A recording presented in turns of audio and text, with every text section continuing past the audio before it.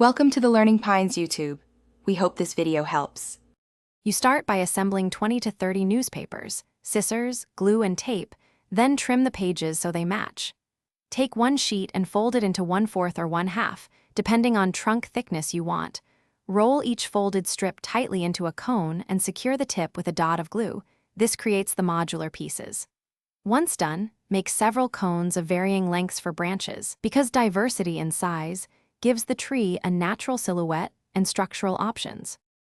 You now form a sturdy trunk by stacking and gluing cones, aligning seams and wrapping a 1/2-inch paper strip around each joint for reinforcement.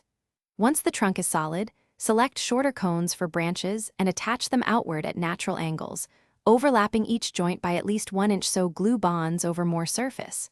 Make sure to stagger branch heights and rotate around the trunk. This prevents imbalance. After positioning, press firmly until set.